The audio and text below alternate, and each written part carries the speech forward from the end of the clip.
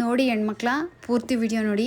ನಿಮ್ಗೇನಾದರೂ ಈ ಥರ ಸಮಸ್ಯೆ ಇಟ್ಕೊಂಡು ನೀವೇನಾರ ರಾಘವೇಂದ್ರ ಸ್ವಾಮಿಗಳ ಪೂಜೆ ಸೇವೆ ಮಾಡಿದ್ರಿ ಅಂದರೆ ಖಂಡಿತ ನೀವು ಮಾಡೋ ಸೇವೆಗೆ ಆಗ್ಬೋದು, ಪೂಜೆಗೆ ಆಗ್ಬೋದು, ಫಲ ಸಿಗಲ್ಲ.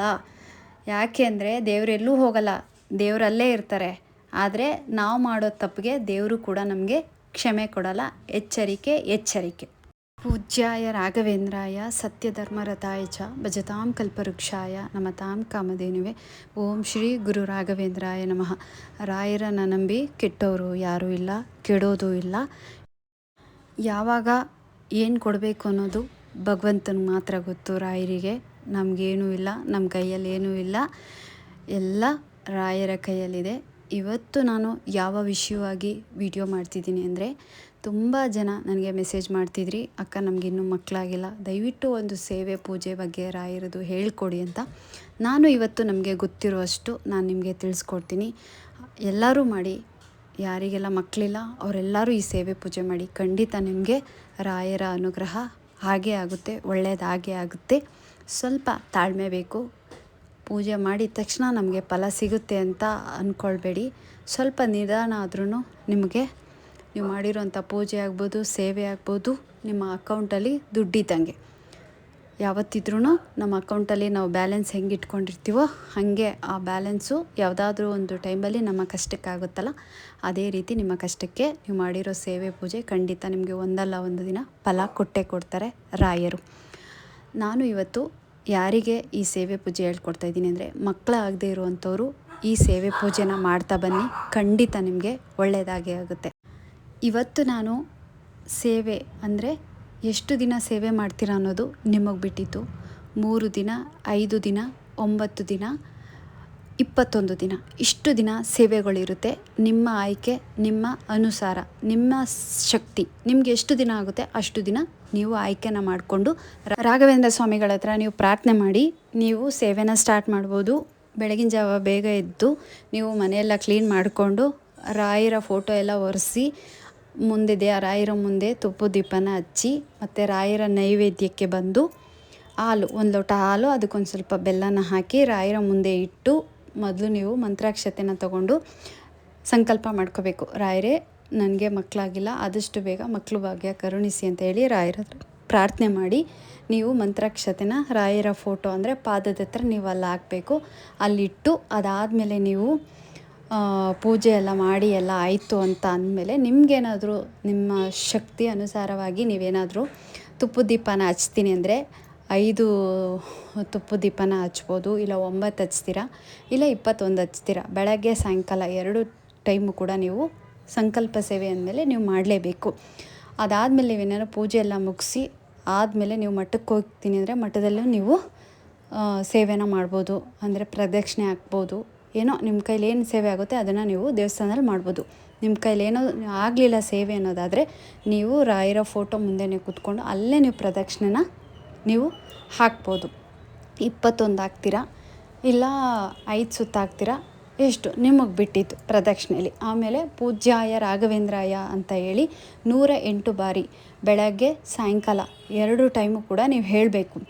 ನೀವು ಹಂಗೆ ಹೇಳಬೇಕಾದ್ರೆ ನಿಮಗೆ ಲೆಕ್ಕ ತಪ್ಪುತ್ತೆ ಅನ್ನೋದಾದರೆ ನೀವು ಕಡಲೆಕಾಳನ್ನ ಇಟ್ಕೊಳ್ಳಿ. ಕಡಲೆಕಾಳನ್ನ 108 ಇಟ್ಕೊಂಡು ನೀವು ಒಂದೊಂದೇ ಹಾಕ್ತಾ ನೀವು ಹೇಳ್ಬೋದು. ನೀವೆಷ್ಟು ಭಕ್ತಿಯಿಂದ ನಂಬಿಕೆ ಇಟ್ಟು ಈ ಸೇವೆ ಪೂಜೆನ ಮಾಡ್ತೀರಾ ಖಂಡಿತ ನಿಮಗೆ ಒಳ್ಳೆಯದಾಗುತ್ತೆ. ಈ ಸೇವೆ ಪೂಜೆನ ಸ್ಟಾರ್ಟ್ ಮಾಡಿದಾಗ ನೀವು ಈರುಳ್ಳಿ, ಬೆಳ್ಳುಳ್ಳಿ ಇಲ್ಲದೆ ಇರೋದನ್ನು ಊಟ ಮಾಡಬೇಕು. ಆದಷ್ಟು ಶಾಂತಿ ಸಮಾಧಾನದಿಂದ ಇರಬೇಕು. ಕೆಟ್ಟದಾಗಿ ಯೋಚನೆ ಮಾಡೋದು, ಯಾರಿಗೋ ಬೈಯೋದು, ಈ ಥರದ್ದೆಲ್ಲ ಮಾಡಬಾರ್ದು. ನಿಮ್ಮ ಕೈಲಿ ಸಾಧ್ಯವಾದರೆ ಸಂಕಲ್ಪ ಸೇವೆ ಅಂತ ಮಾಡ್ತಿದ್ದೀರಾ ಅಂದಮೇಲೆ ಕಾಲಿಗೆ ಚಪ್ಪಲಿನ ಬಿಡಬೇಕು. ನೀವು ಚಪ್ಪಲಿ ಆಗದಂತೆ ನೀವು ಎಷ್ಟು ದಿನ ಸೇವೆ ಮಾಡ್ತೀರಾ ಅಷ್ಟು ದಿನ ನೀವು ಚಪ್ಪಲಿ ಆಗದಂತೆ ಇರ್ತೀರೋ ಅಷ್ಟು ನಿಮಗೆ ಇನ್ನಷ್ಟು ಫಲ ಜಾಸ್ತಿ ಸಿಗುತ್ತೆ.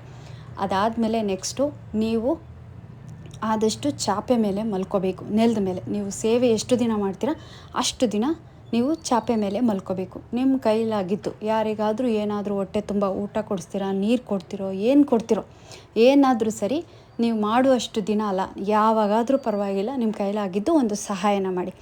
ನೀವೇನಾದರೂ ಒಂದು 3 ದಿನದ ಸಂಕಲ್ಪ ಸೇವೆ ಮಾಡೋದ್ರಿಂದ 3ನೇ ದಿನ ಲಾಸ್ಟ್ನೇ ದಿನ ನೀವು ರಾಯರಿಗೆ ಏನಾದರೂ ನೈವೇದ್ಯನ ಮಾಡಿ ಇಟ್ಟು ನೀವು ಪೂಜೆ ಎಲ್ಲ ಮಾಡಿ ಇವತ್ತಿಗೆ ನಮ್ಮ ಸಂಕಲ್ಪ ಸೇವೆ ಮುಗೀತು ರಾಯರೇ ಅಂತೇಳಿ ಅವ್ರಿಗೆ ಪ್ರಾರ್ಥನೆ ಮಾಡಿ ಆಮೇಲೆ ದೇವಸ್ಥಾನಕ್ಕೆಲ್ಲ ಹೋಗಿ ಬಂದು ನಿಮ್ಮ ಕೈಲಾದಷ್ಟು 4 ಜನಕ್ಕೆ ಅನ್ನದಾನ ಮಾಡಿ.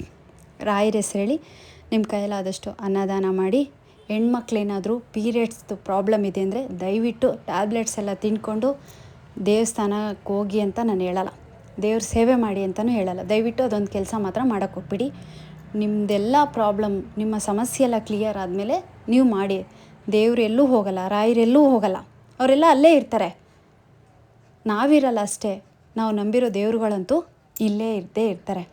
ನಾವೇನು ಮಾಡ್ತೀವಿ, ನಮ್ಮ ಆತ್ರಕ್ಕೆ ನಮ್ಮ ಹುಚ್ಚಾಟಕ್ಕೆ ನಾವು ಟ್ಯಾಬ್ಲೆಟ್ಸ್ನ ತಿಂತೀವಿ. ಅದನ್ನು ಮಾಡಲೇಬೇಡಿ. ಹೆಣ್ಮಕ್ಳಂತೂ ಪೀರಿಯಡ್ಸ್ ಟ್ಯಾಬ್ಲೆಟು ಅಯ್ಯೋ ಒಂದು 3 ದಿವಸ ಅಲ್ವಾ ತಿನ್ಕೊಬಿಡೋಣ ಅಂತೆಲ್ಲ ಮಾಡೋಕ್ಕೆ ಹೋಗ್ಬಿಡಿ. ಆ ಥರ ಏನಾರು ಮಾಡಿದ್ರೆ ಖಂಡಿತ ನಿಮ್ಮ ಸೇವೆ ಪೂಜೆ ನೀವು ಮಾಡಿದರೂ ಕೂಡ ನಿಮಗೆ ಫಲ ಸಿಗಲ್ಲ.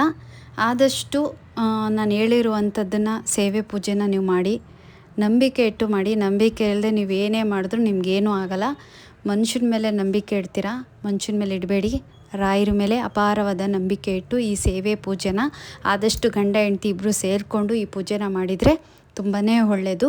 ಆದಷ್ಟು ಮಡಿ ಮೈಲಿಗೆಯಿಂದ ಇರಬೇಕು. ಈ ಸೇವೆ ಪೂಜೆನ ನೀವು ಮಾಡ್ತಿದ್ದೀರಾ ಅಷ್ಟು ದಿನವೂ ಕೂಡ ಮಡಿ ಮೈಲಿಗೆ ಅಂತ ಅಂದರೆ ನಿಮಗೆ ಗೊತ್ತಾಗುತ್ತಲ್ವ, ಅದನ್ನೆಲ್ಲ ನಾನು ಹೇಳೋಕ್ಕಾಗಲ್ಲ ಇಲ್ಲಿ ವಿಡಿಯೋದಲ್ಲಿ. ಆದಷ್ಟು ಗಂಡ ಹೆಂಡತಿ ಅಂದಮೇಲೆ ಎಲ್ಲ ವಿಷಯದಲ್ಲೂ ಸ್ವಲ್ಪ ಮಡಿ ಮೈಲಿಗೆಯಿಂದ ಇರಬೇಕು. ಆದಷ್ಟು ನೆಲದ ಮೇಲೆ ಮಲ್ಕೋಬೇಕು, ಒಂದು ಊಟ ಮಾಡಬೇಕು. ಅದ್ರ ಮಧ್ಯೆ ಏನಾದರೂ ಹಣ್ಣು ಹಾಲು ಏನಾದ್ರು ಕುಡಿತೀನಿ ಅಂದರೆ ಕುಡಿಬೋದು. ನಮಗೇನಾದರೂ ಹೆಲ್ತ್ ಪ್ರಾಬ್ಲಮ್ ಇದೆ ಅನ್ನೋರು ಹಣ್ಣು ಹಾಲು ತೊಗೋಬೋದು.